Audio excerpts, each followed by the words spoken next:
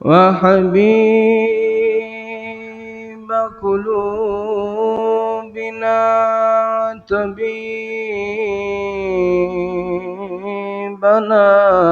طبيب قلوبنا مولانا محمدا عبده ورسوله أرسله بالحق بشيرا ونذيرا وداعيا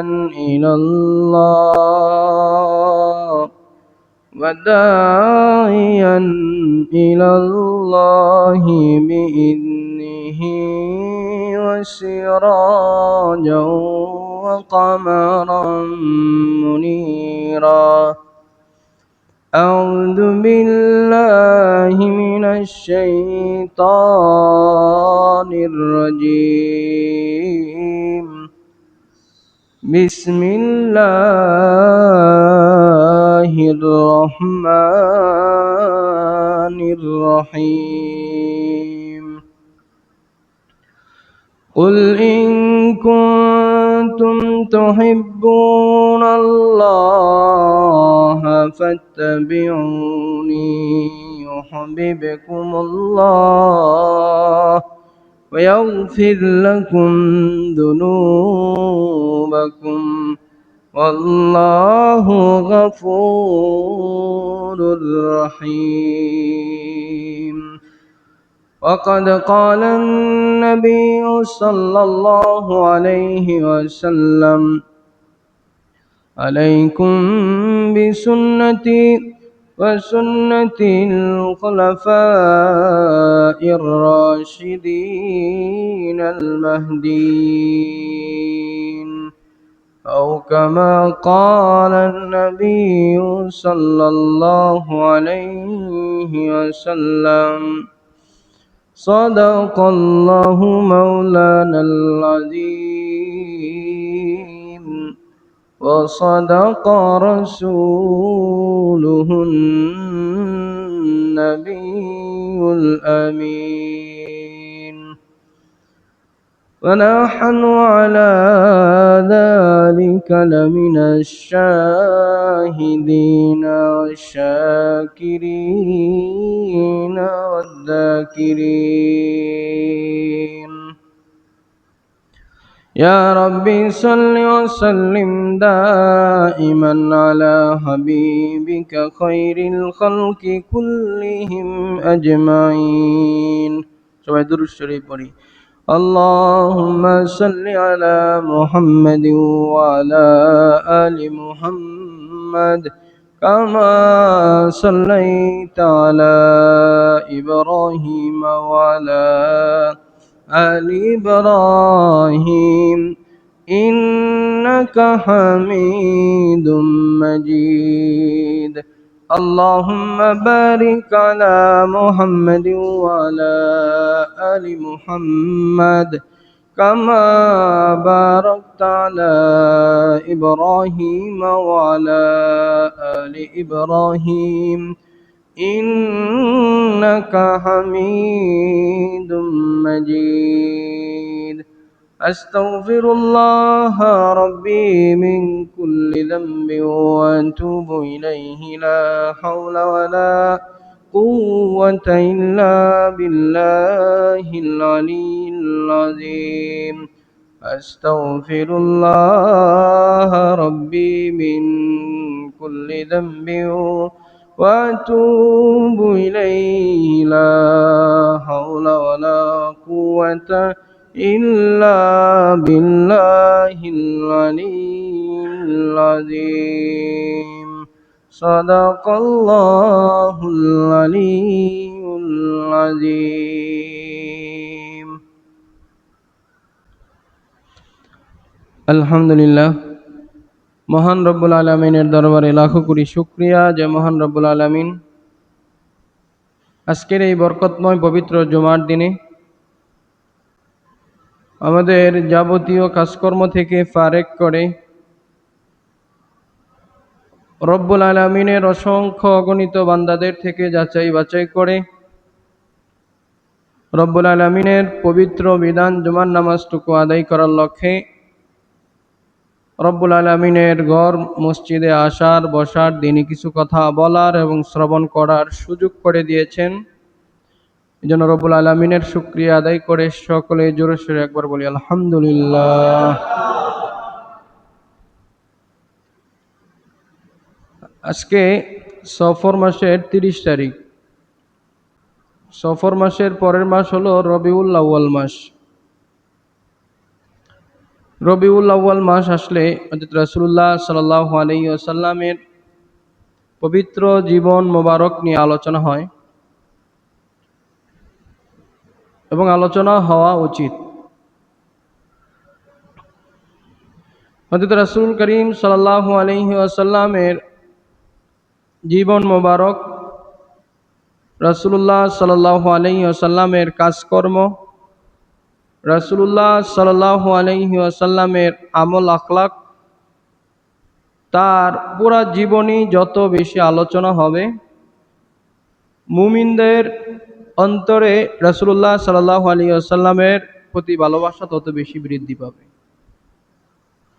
যত বেশি রাসূলুল্লাহ সাল্লাল্লাহু আলাইহি ওয়াসাল্লামকে জানা হবে, তত বেশি তার প্রতি ভালোবাসা বৃদ্ধি পাবে।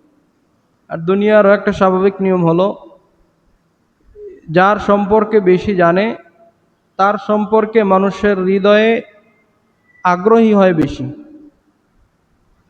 কিন্তু দুঃখের বিষয় হলো, রাসূলুল্লাহ সাল্লাল্লাহু আলাইহি ওয়াসাল্লামের 63 বছরের যে জীবন কর্ম, রাসূলুল্লাহ সাল্লাল্লাহু আলাইহি ওয়াসাল্লামের যত কাজকর্মগুলো আছে, প্রায় সব বিষয়গুলো নিয়ে আমাদের বই লেখা হয়েছে।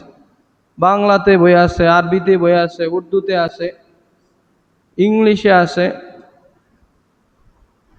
পৃথিবীর মধ্যে আর কোনো ব্যক্তি, আর কোনো সত্তা বা আর কারো ব্যাপারে এত বেশি জীবনী বা তার জীবন কর্ম নিয়ে লেখা হয় নাই। তারপরেও আমাদের অলসতা, আমাদের অবহেলা, আমাদের গাফলতের কারণে আমাদের মধ্যে অনেক মানুষ, খুব কমই আছে যে রাসূলুল্লাহ সাল্লাল্লাহু আলাইহি ওয়াসাল্লামের পুরা জীবনী একবার হলো জীবনে পড়েছে। এরকম কম, যে রাসূলুল্লাহ সাল্লাল্লাহু আলাইহি ওয়াসাল্লাম পৃথিবীর মধ্যে এত পরিবর্তন করলেন, এত বিপ্লব ঘটাইলেন।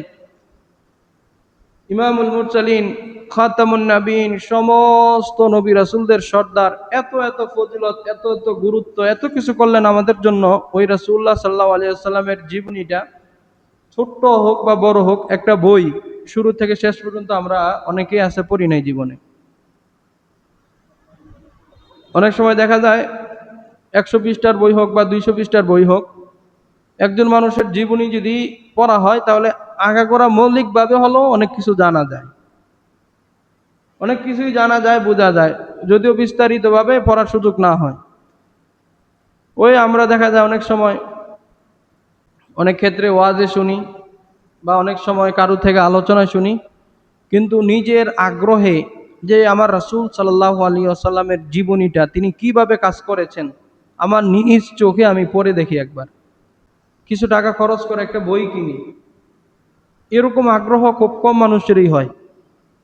রাসূলের জীবনী পড়ার জন্য যদি 200 টাকা 300 টাকা খরচ করে একটা বই কিনি, এই টাকাটা কি লস যাবে? লস যাবে ভাই। আর এটা তো শুধু এমন না যে আমি নিজেই পড়লাম, এই বই পড়ার পরে আমার পরিবার আছে তারা পড়তে পারবে, আরো আত্মীয় স্বজন আছে, একের পর এক পড়তেই পারবে। যত আমরা আমাদের যুগ পরিবর্তন হচ্ছে, একটা সময় ছিল লেখালেখির যুগ, মানুষ তখন বই পড়তো বেশি। আর এখন হচ্ছে আপনার বলার যুগ, মানুষ পড়তে ভালোবাসে না, শুনতে ভালোবাসে, দেখতে ভালোবাসে। যতই দেখতে ভালোবাসি বা যতই বলা বলির যোগ আসুক, নিজ চোখে পড়ার যে একটা মজা বা নিজে এক জায়গা থেকে পড়লে যে একটা আনন্দ পাওয়া যায়, তৃপ্তি পাওয়া যায়, ওইটা কিন্তু অন্য কোথাও পাওয়া যাবে না। তো এই কারণে আমরা চেষ্টা করব, এই যে পবিত্র রবিউল আউয়াল মাস আসতেছে, আজকে 30 তারিখ সফর মাসের, আগামীকাল থেকে রবিউল আউয়াল মাস শুরু হবে। সারা বছরই পড়তে পারি ইচ্ছা করলে। যেহেতু আমাদের এই অঞ্চলে, বিশেষ করে এশিয়া অঞ্চলে, রবিউল আউয়াল মাস আসলে রাসূলুল্লাহ সাল্লাল্লাহু আলাইহি ওয়াসাল্লামের জীবন কর্ম নিয়ে খুব বেশি আলোচনা হয়। তো এই উপলক্ষেও যদি কমপক্ষে একটা জীবনী 100 পৃষ্ঠার হোক, 200 পৃষ্ঠার হোক, যে আমি দৈনিক 10 পৃষ্ঠা 15 পৃষ্ঠা করে পড়ে রাসূলের জীবনীটা শেষ করি, তার ব্যাপারে একটু জানার চেষ্টা করি, তিনি কি করেছেন, কিভাবে করেছেন। সারা জীবন তো খালি শুনে আসলাম, একবারে শুরু থেকে শেষ পর্যন্ত যদি জানি আমরা, ইনশাল্লাহ যত জানবো তার প্রতি আমাদের আগ্রহ বাড়বে, আর আগ্রহ বাড়লে ভালোবাসা বাড়বে, ভালোবাসা বাড়লেই তার অনুসরণ করতে আমাদের সহজ হবে। একজনের ব্যাপারে জানি না, শুনি না, কিছুই না, তার অনুসরণ করা বা তাকে ভালোবাসাটা কঠিন হয়ে যায়।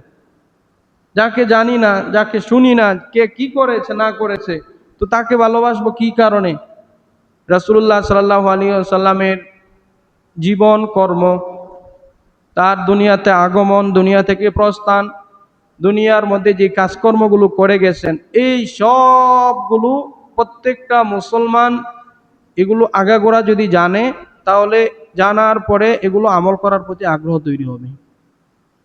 আর এটা এমন একটা বিষয়, অনেক সময় দেখা যায় আমরা যদি বাংলাদেশের ইতিহাস পড়ি, ইতিহাস সম্পর্কে আমাদের জ্ঞান হবে, বা পুরো পৃথিবীর ইতিহাসটা আমরা পড়ি, ইতিহাস সম্পর্কে জানা হবে, তার মধ্যে কোনো সোয়াব থাকবে না।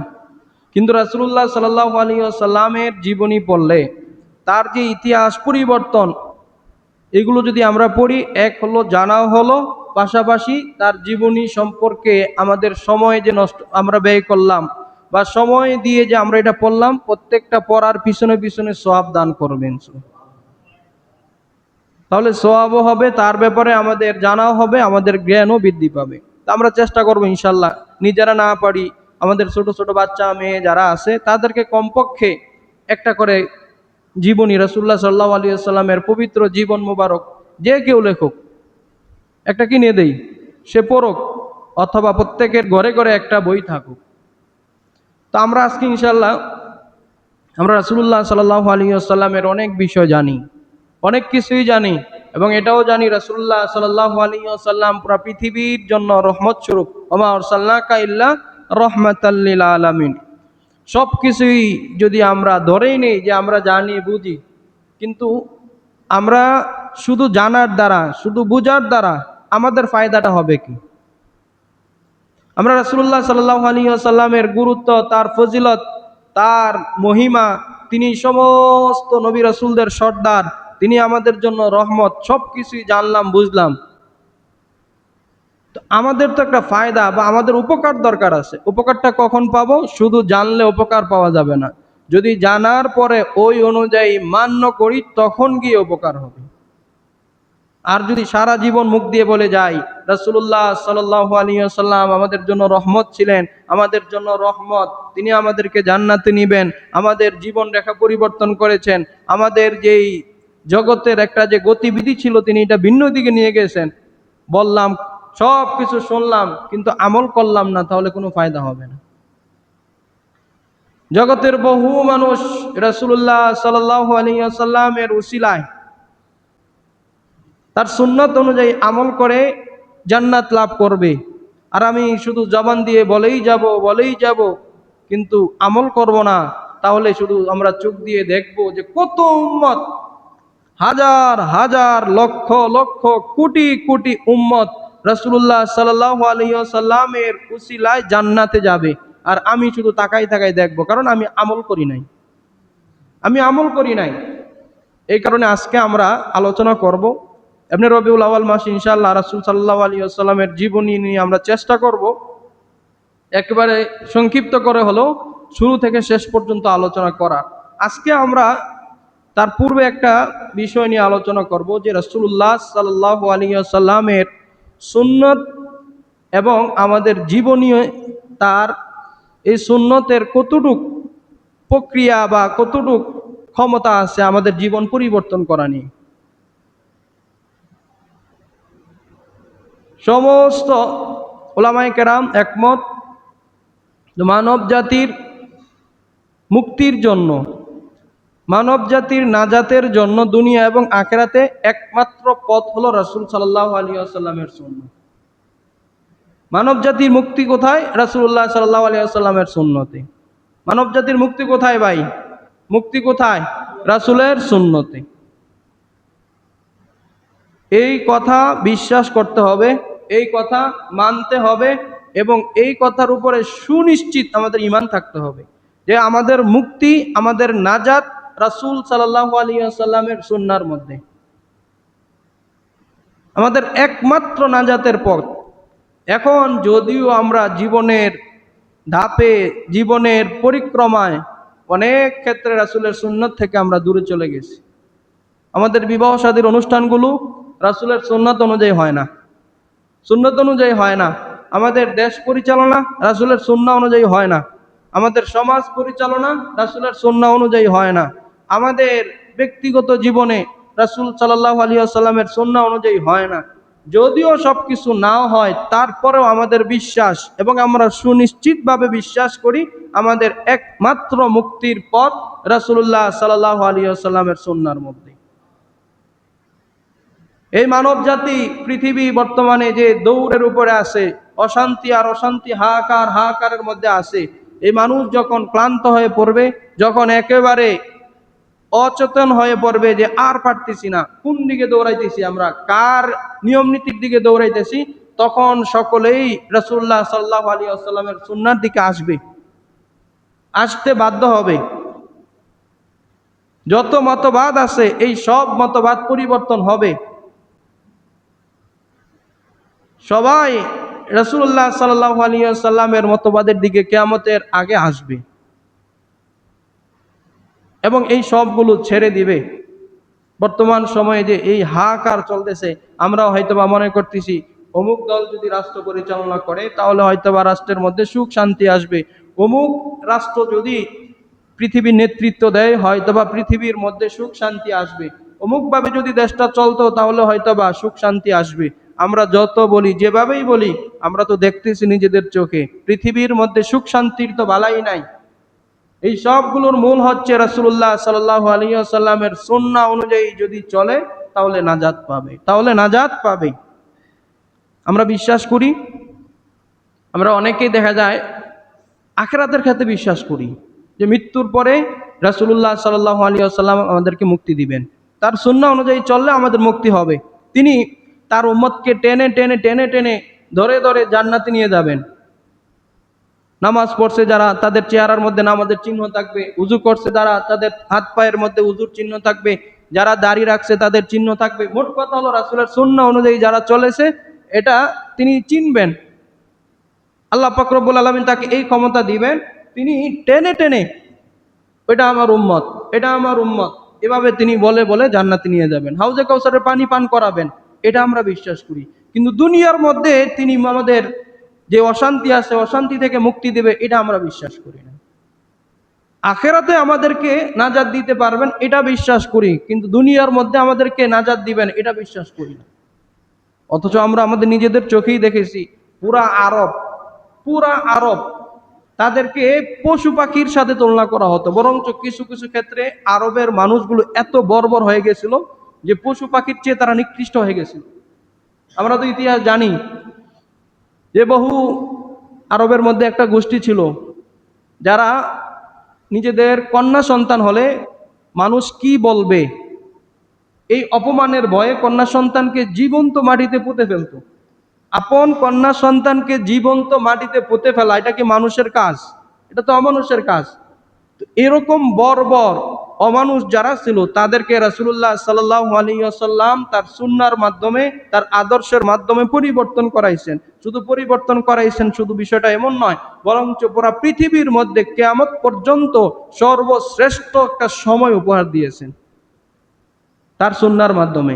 সুতরাং আমরা তো নিজেদের চোখে দেখেছি। এই কারণে আমরা যত হাই হতাশ করি, যত অশান্তি বলি, বলতে থাকি, করতে থাকি, কিন্তু মনের মধ্যে এই একটা তামান্না, এই একটা দোয়া থাকতে হবে যে আমাদের দেশ, আমাদের পৃথিবী যদি রাসূলুল্লাহ সাল্লাল্লাহু আলাইহি ওয়াসাল্লামের সুন্নাহ অনুযায়ী পরিচালিত হয় তখনই শান্তি আসবে, তখনই শান্তি আসবে, এর আগে আর আসবে না। তো আমরা রাসূলুল্লাহ সাল্লাল্লাহু আলাইহি ওয়াসাল্লামের সুন্নাহ নিয়ে আজকে আলোচনা করব, যে রাসূলের সুন্নাহ আমাদের নাজাত, আমাদের মুক্তির পথ। সুন্নত মানে হলো রাসূলুল্লাহ সাল্লাল্লাহু আলাইহি ওয়াসাল্লাম যেই কাজটা যেইভাবে করেছেন ওই কাজটা ওইভাবে করা। রাসূলুল্লাহ সাল্লাল্লাহু আলাইহি ওয়াসাল্লাম যেই কাজটা যেভাবে করতে বলেছেন ওই কাজটা ওইভাবে করা। একটা হলো তিনি নিজে করে দেখাইছেন, যেমন রাসূল সাল্লাল্লাহু আলাইহি ওয়াসাল্লাম খাবার খাইছেন কেমনে, ওইভাবে খাবার খাওয়াটা হলো সুন্নত। আবার কিছু কিছু ক্ষেত্রে রাসূল সাল্লাল্লাহু আলাইহি ওয়াসাল্লাম নিজে করেন নাই, কিন্তু তিনি মুখ দিয়ে বলেছেন যে এটা এভাবে করো, তো এটাও সুন্নত। আবার কিছু কিছু ক্ষেত্রে অনেক সাহাবায়ে কেরাম রাসূলুল্লাহ সাল্লাল্লাহু আলাইহি ওয়াসাল্লামের সামনে কাজ করেছেন, তিনি না করেন নাই, চুপ থেকেছেন, এটাও রাসূল সাল্লাল্লাহু আলাইহি ওয়াসাল্লামের মৌন সম্মতি এখানে আছে, এটাও সুন্নত। ওই যে কয়েকদিন আগে আপনার সৌদি আরবের মধ্যে দিবদা গুই সাপ নিয়ে একটা আলোচনা হয়েছে না, যে গুই সাপ খায় বা এই জাতীয় খাবার নিয়ে বড় ধরনের একটা আলোচনা হইতেছিল, যে সৌদির যারা আপনার ওই বড় বড় শেখ আছে তারা গুই সাপ খায়। তো রাসূলুল্লাহ সাল্লাল্লাহু আলাইহি ওয়াসাল্লামের থেকে হাদিসে আছে যে তার কাছে যখন এই বিষয়টা বলা হলো যে এটা খাওয়া যাবে কিনা, তখন রাসূল সাল্লাল্লাহু আলাইহি ওয়াসাল্লাম কিছু বলেন নাই। তার সামনে সাহাবায়ে কেরাম খেয়েছেন, রাসূল সাল্লাল্লাহু আলাইহি ওয়াসাল্লাম কিছু বলেন নাই। সাহাবায়ে কেরাম রাদিয়াল্লাহু তাআলা আনহুম আজমাইন জিজ্ঞাসা করলেন, ইয়া রাসূলুল্লাহ, ইয়া হাবিবাল্লাহ, এটা খাওয়া যাবে কিনা? রাসূল সাল্লাল্লাহু আলাইহি ওয়াসাল্লাম বললেন যে এটা আমার রুচিতে বাধে না, তার মানে এটা খাইতে তিনি নিষেধ করেন নাই, এজন্য খাওয়া যাবে। তো অনেক বিষয় আছে যে রাসূল সাল্লাল্লাহু আলাইহি ওয়াসাল্লাম নিজে করে দেখাইছেন, এটা সরাসরি সুন্নত। অনেকগুলো আছে রাসূল সাল্লাল্লাহু আলাইহি ওয়াসাল্লাম মুখ দিয়ে বলেছেন, এটা সুন্নত। অনেক বিষয় আছে রাসূল সাল্লাল্লাহু আলাইহি ওয়াসাল্লামের সামনে করা হয়েছে, তিনি না করেন নাই, এটাও সুন্নত। তো মোট কথা হলো রাসূলুল্লাহ সাল্লাল্লাহু আলাইহি ওয়াসাল্লামের যাবতীয় কাজকর্মগুলো আমাদের জন্য সুন্নাহ। আর সুন্নাহর উপরে আমল করার দ্বারা একজন মুমিন দুনিয়া এবং আখিরাতে মুক্তি পাইতে পারে, এবং তার মুক্তি পাওয়াটা অপরিহার্য, সে মুক্তি পাবেই।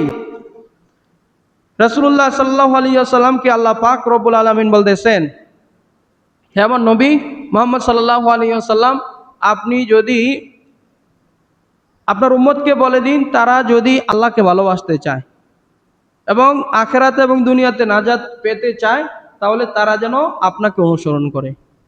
আল্লাহকে ভালোবাসা এবং দুনিয়া এবং আখিরাতে নাজাত পাওয়ার মাধ্যম কি? আল্লাহ বলতেছেন যে রাসূলকে অনুসরণ করা। সূরা আলে ইমরানের 31 নম্বর আয়াতে আল্লাহ পাক রব্বুল আলামিন বলেন, কুল ইন কুনতুম তুহিব্বুনাল্লাহা ফাত্তাবিউনি ইউহিব্বুকুমুল্লাহ ওয়া ইয়াগফির লাকুম যুনুবাকুম আল্লাহু গফুরুর রহিম।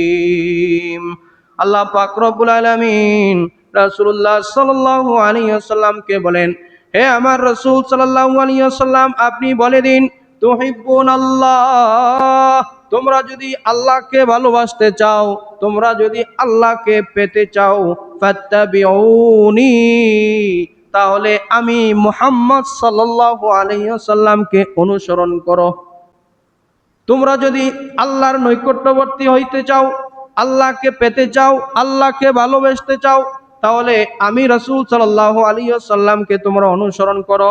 ফাত্তাবিউনি ইউহিব্বুকুমুল্লাহ, তাহলে আল্লাহ তাআলাও তোমাদেরকে ভালোবাসবেন। কি করলে? রাসূলের অনুসরণ করলে। ইয়াগফির লাকুম যুনুবাকুম, আল্লাহ তাআলা রাসূলের অনুসরণে তোমাদের গুনাহগুলো ক্ষমা করে দিবেন। আল্লাহু গফুরুর রহিম, আল্লাহ পাক রব্বুল আলামিন অতিশয় ক্ষমাশীল এবং অতি দয়ালু।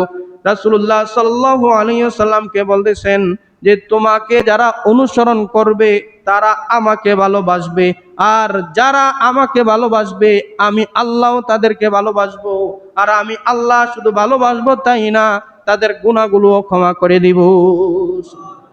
এই সবগুলো কিসের মাধ্যমে? রাসূলের অনুসরণের মাধ্যমে, রাসূলের অনুসরণে। অনেক সময় এই দুনিয়ার মধ্যে ফুকায়ে কেরামের মত হলো, আল্লাহ পাক রব্বুল আলামিনকে যদি কেউ গালি দেয়, এটার ব্যাপারে সরাসরি ফতোয়া দেন নাই, যে তাকে হত্যা করে ফেলতে হবে, তাকে মেরে ফেলতে হবে, এই জাতীয় কিছু বলে না। কত মানুষ তো আল্লাহকে গালি দিতেছে। এই যে গত জুমাতে আমরা বলেছিলাম যে অকালত তাকদাল্লাহু ওয়ালাদা, ইহুদি খ্রিস্টানরা তো বলতেছে আল্লাহ সন্তান গ্রহণ করেছে, এটাও তো একটা গালি। কিন্তু ফুকায়ে কেরামের ফতোয়া হলো, কেউ যদি রাসূল সাল্লাল্লাহু আলাইহি ওয়াসাল্লামকে গালি দেয়, ফাকতুলু, তোমরা তাকে হত্যা করে ফেলো, তোমরা তাকে হত্যা করে ফেলো। আল্লাহ পাক রব্বুল আলামিন বিধান দিয়েছেন, এই বিধান তো আল্লাহ পাক রব্বুল আলামিনের। আমি নিজেকে কেউ গালি দিলে বা আমার নিজের ব্যাপারে কেউ কটু কথা বললে আমি সহ্য করে নিব, কিন্তু আমার রাসূলকে যদি কেউ গালি দেয়, এটা তো আল্লাহ পাক রব্বুল আলামিনের বিধান, ফাকতুলু, তোমরা হত্যা করে ফেলো। এই দুনিয়ার মধ্যে আমরা যদি উদাহরণ দেই, অনেক সময় দেখা যায় পিতা তার সন্তানকে যদি কেউ খাবার দেয়, ভালোবাসা দেয়, অনেক সময় বাবার সাথে শত্রুতা আছে, পিতার সাথে শত্রুতা আছে, কিন্তু তার সন্তানকে এত আদর মহব্বত করতেছে আরেকজন তার শত্রু, সে এটা ভুলে যায়, সে এটা ভুলে যায়।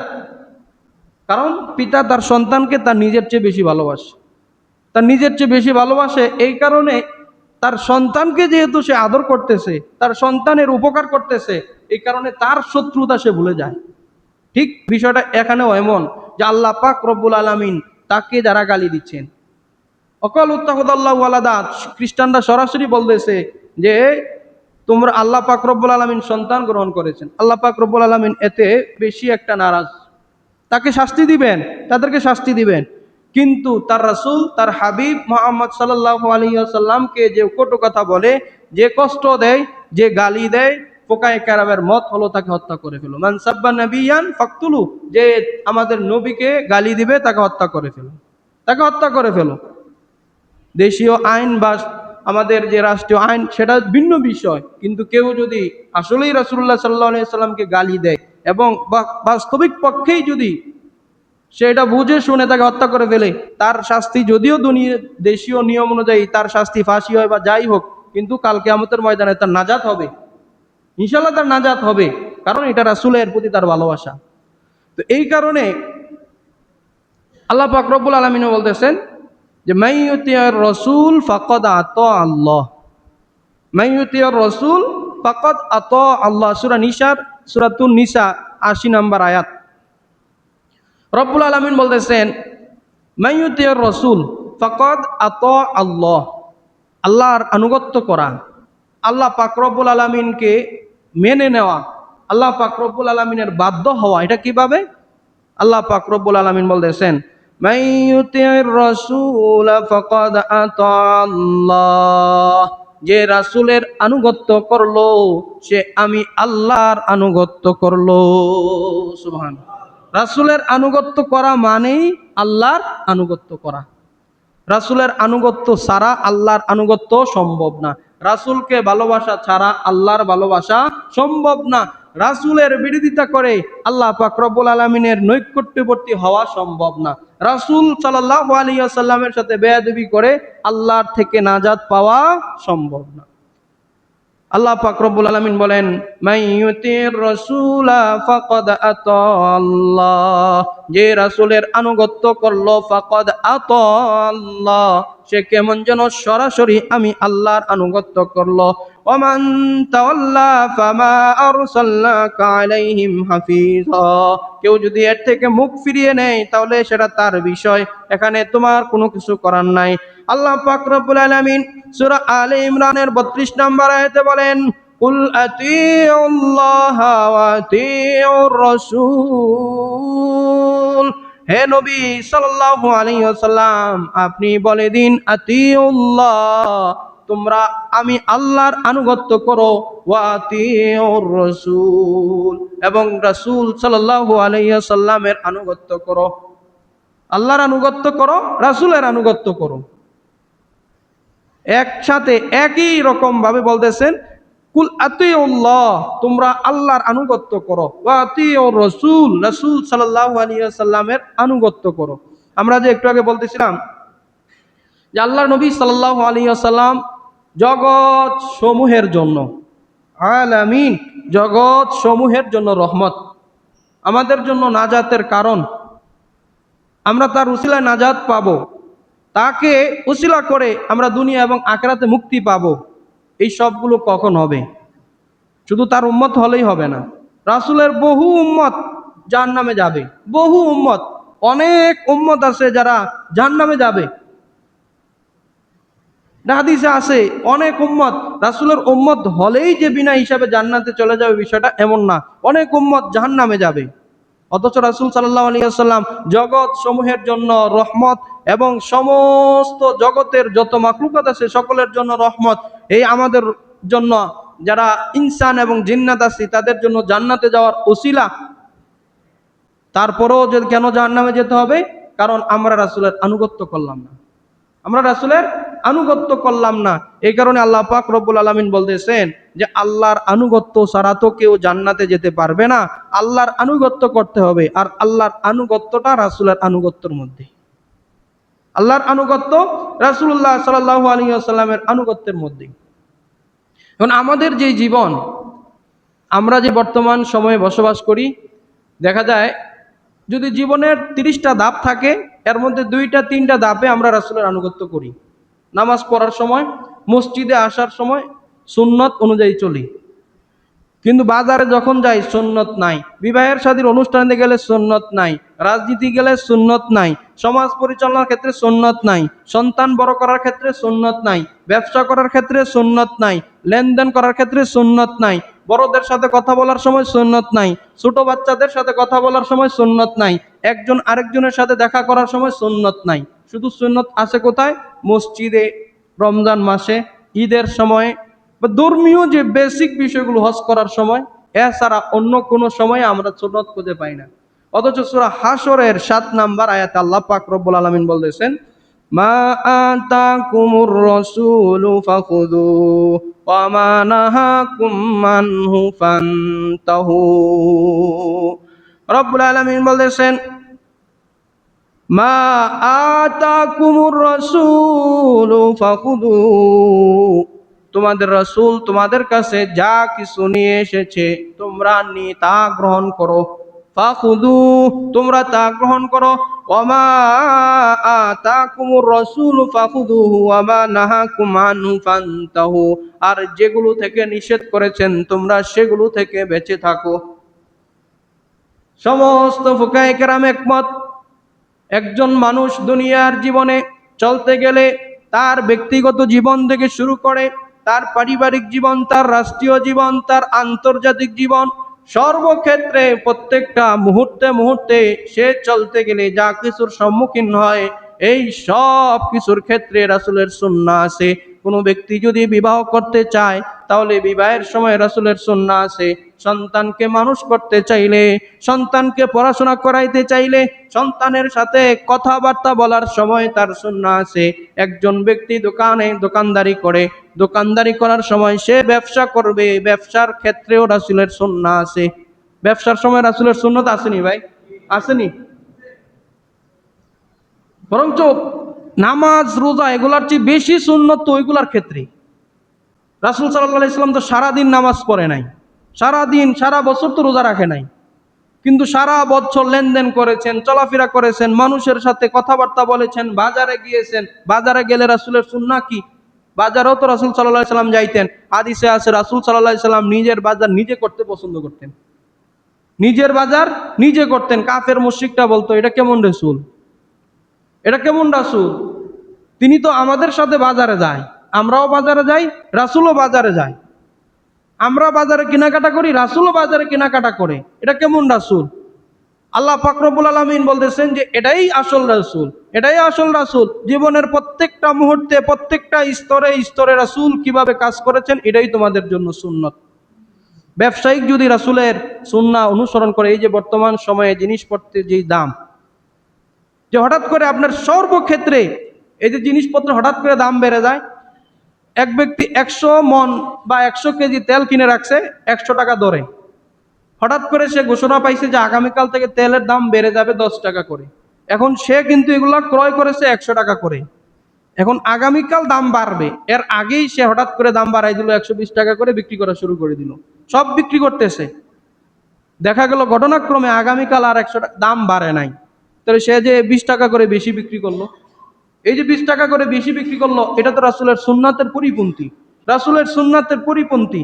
বর্তমান সময়ে বাজারে বা দেশে আমাদের গ্যাসের সমস্যা, গ্যাসের সমস্যা ঘোষণা আসার আগেই কোনো ড্রাইভার যদি দাম বাড়ায় দেয়, সে তো ক্রয় করেছে যেই দাম দিয়ে, সে তো এটা দিয়েই সে তার ভাড়া চালাইতে হবে। রাসূল সাল্লাল্লাহু আলাইহি ওয়াসাল্লামের সুন্নত হলো যে যেভাবে ক্রয় বিক্রয় করলে উম্মতের জন্য, মানুষের জন্য উপকার হয়, ওইভাবে ক্রয় বিক্রয় করতে হবে। মজুদদার, তারপরে আপনার কোনো কিছু জমা রেখে এগুলার দাম বাড়ানো যদি উদ্দেশ্য হয়, রাসূল সাল্লাল্লাহু আলাইহি ওয়াসাল্লাম এগুলোর উপরে লানত করেছেন, তাদের উপরে লানত করেছেন। অনেক সময় দাম বাড়ানোর জন্য আপনার ক্রেতা বিক্রেতা একটার পরে এক দাম করতে থাকে, রাসূল সাল্লাল্লাহু আলাইহি সাল্লাম এটাও হারাম করেছেন, লানত করেছেন।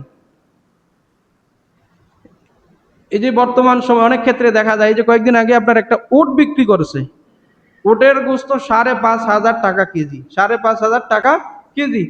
এটার জন্য আপনার 1 সপ্তাহ 2 সপ্তাহ আগে থেকে সিরিয়াল ধরে ধরে আপনার টোকেন কিনে রাখছে। তো বর্তমান সময়ে যে দেশের অবস্থা খারাপ, মানুষ যে এই অবস্থা খারাপ, এই যে মানুষের অতি আগ্রহ, অতি আবেগ, এর কারণে কিন্তু অন্য মানুষের ক্ষতি হচ্ছে। সাধারণ মানুষ বা যাদের টাকা পয়সার একটু সমস্যা আছে তাদের ক্ষতি হচ্ছে। কোনো জিনিসের দাম বাড়তে পারে এই চিন্তা করে যদি আমি বেশি করে আমার পরিবারের 1 সপ্তাহ বা 1 মাস, বরঞ্চ অনেকে 1 বছরের বাজার করে রাখে, এটার দ্বারা মানুষের ক্ষতি হচ্ছে, এটাও রাসূলের সুন্নাত পরিপন্থী। ঠিক তেমনি ভাবে রাসূল সাল্লাল্লাহু আলাইহি ওয়াসাল্লামের সুন্নাহ আমাদের জীবনের প্রত্যেকটা মুহূর্তে, প্রত্যেকটা ক্ষেত্রে ক্ষেত্রে রাসূলের সুন্নাহ আছে। বিবাহ শাদীর অনুষ্ঠানগুলো তো নাউজুবিল্লাহ, কোনো বিবাহের অনুষ্ঠানে গেলে দোয়া করার জন্য মহিলা পুরুষ একসাথে বসে রয়েছে, আবার দোয়া করা লাগতেছে। যেই হুজুর বিবাহ করতে যাবে তার তো ফরজ বিধান শেষ। বিবাহ করা সুন্নাত, বিবাহের মধ্যে দোয়া করা সুন্নাত, বিবাহের অনুষ্ঠানটা সুন্নাত, কিন্তু এক একটা পুরুষ আর মহিলার সাথে পর্দা করা ফরজ।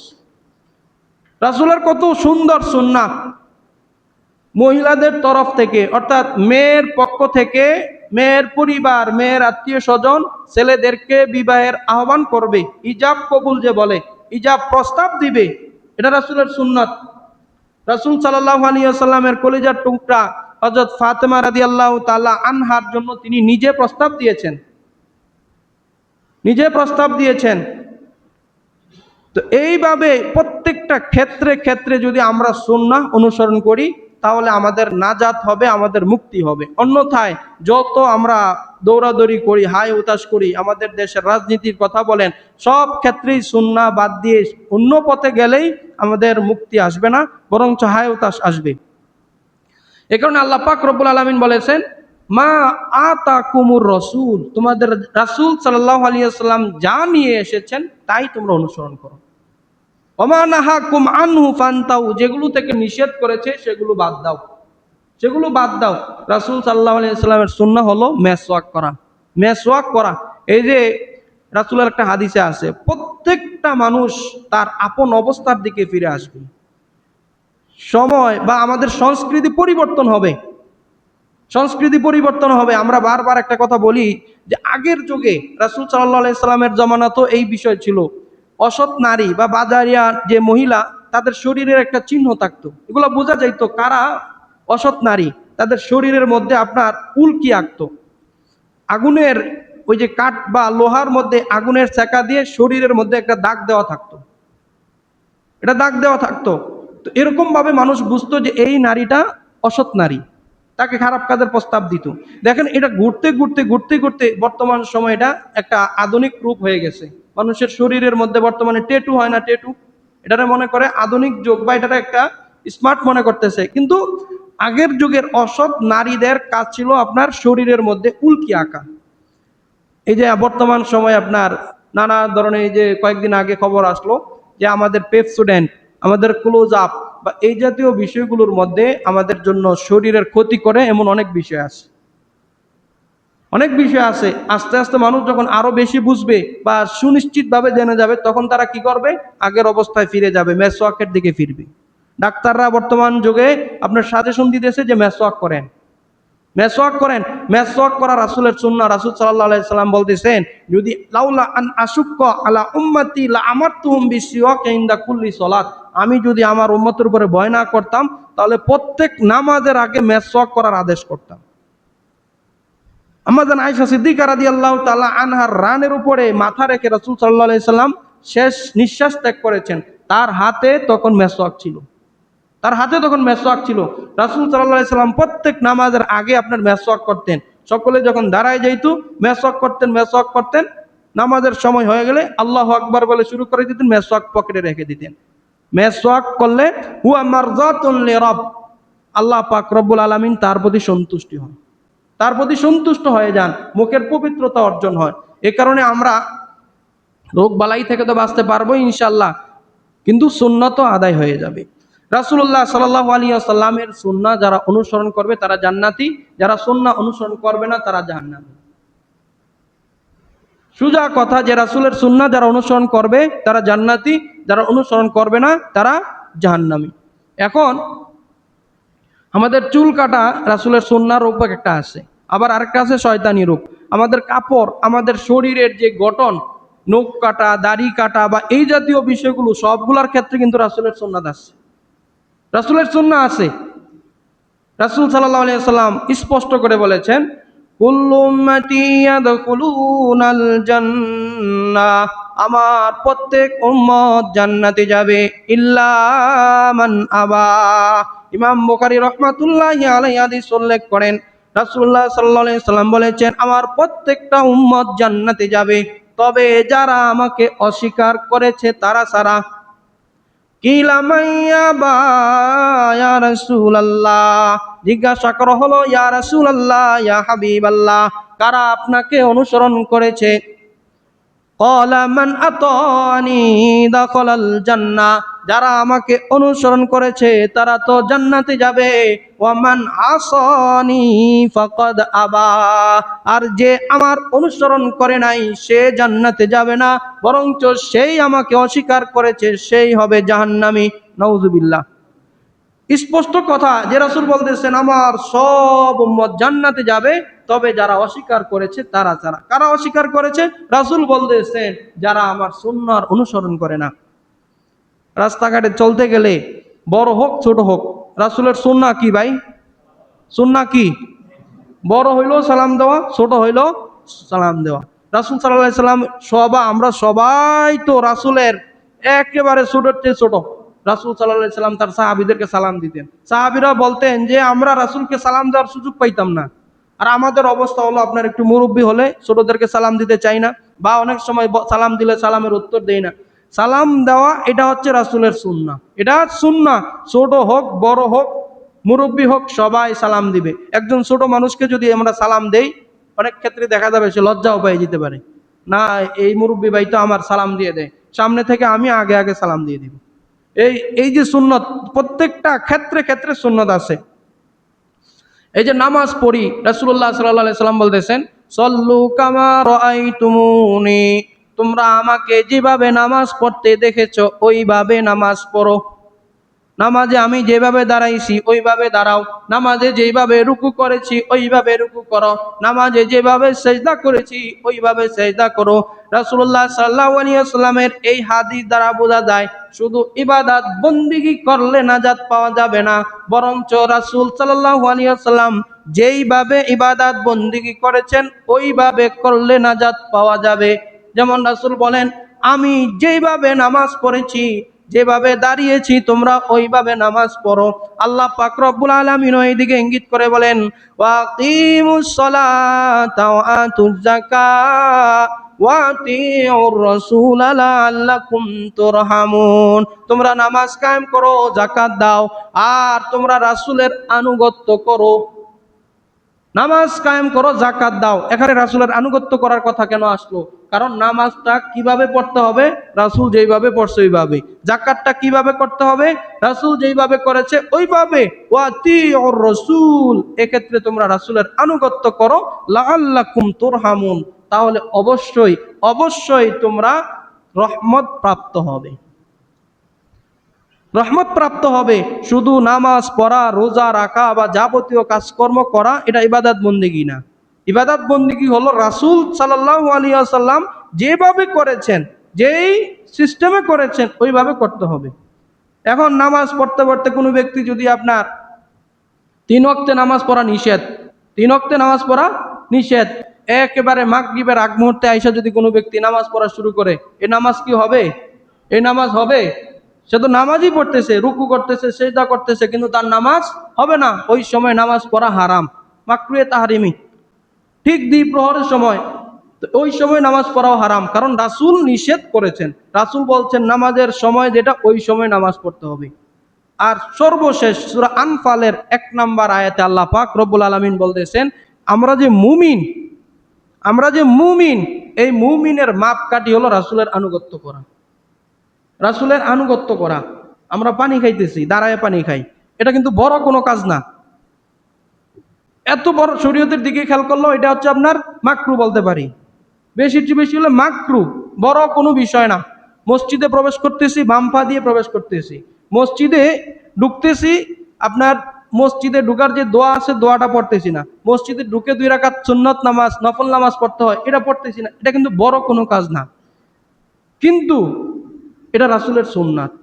এটা রাসূলের সুন্নাত। আর রাসূলের সুন্নাত যদি কোনো ব্যক্তি তরক করে, সে মুমিন হতে পারে না। সূরা আনফালের ভয়ঙ্কর একটা আয়াত, যে রাসূল সাল্লাল্লাহু আলাইহি ওয়াসাল্লাম বলতেছেন, আতিউল্লাহা ওয়া আতিউর রাসূলা ইন কুনতুম মুমিনিন। আল্লাহ পাক রব্বুল আলামিন সূরা আনফালের মধ্যে বলেন, তোমরা যদি মুমিন হয়ে থাকো, তাহলে আল্লাহ এবং তার রাসূলের আনুগত্য করো। আমরা দাঁড়ায়া পানি খাইতেছি, এই কাজটা একেবারে ছোট কাজ, শরীয়তের দিকেও এত বড় কাজ না, কিন্তু এটা রাসূলের সুন্নাহ। আল্লাহ বলতেছেন, যদি তোমরা মুমিন হয়ে থাকো, তাহলে রাসূল যেভাবে পানি খেয়েছে ওইভাবে খাও। এই দিকে খেয়াল করলে প্রত্যেকটা কাজের মধ্যে রাসূলের সুন্নাহ আছে। সব কাজে আমরা জামা পরি, জামা পরার সময় ডান হাত ঢুকানো আগে সুন্নত। প্যান্ট পরার সময় ডান পা দেওয়া আগে সুন্নত। ঘরে ঢোকার সময় সালাম দেওয়া সুন্নত। ঘরে ঢুকে সর্বপ্রথম বিসমিল্লাহ বলে কাজ শুরু করা সুন্নত। জুতা পরার সময় ডান পা দিয়ে পরা, এটাও সুন্নত। তাহলে কাজগুলো ছোট, একেবারে ছোট। এটা জুতা পরা, এটা তো সুন্নাহ, এটা না করলে তো সমস্যা হবে না, কিন্তু এটা রাসূলের সুন্নাত। রাসূলের সুন্নাত। মুমিনিন, যদি তোমরা মুমিন হও, তাহলে রাসূলের সুন্নাত ছাড়বা না। এই দিক দিয়ে অনেক বড়। এই কারণে রাসূলের একটা হাদিস আছে, যে ব্যক্তি আমার একটা সুন্নাত জিন্দা করলো, একটা সুন্নত, ডান পাশ হয়ে ঘুমানো, এটা সুন্নত। এই একটা সুন্নত যদি কোনো ব্যক্তি জিন্দা করে, ফাকাদ আহইয়ানি, সে আমাকে জীবিত করলো। আর যে আমাকে জীবিত করলো, সে আমাকে ভালোবাসলো। আর যে আমাকে ভালোবাসলো, সে আমার সাথে জান্নাতে থাকলো। সুবহানাল্লাহ। আল্লাহ পাক রব্বুল আলামিন আমাদের সবাইকে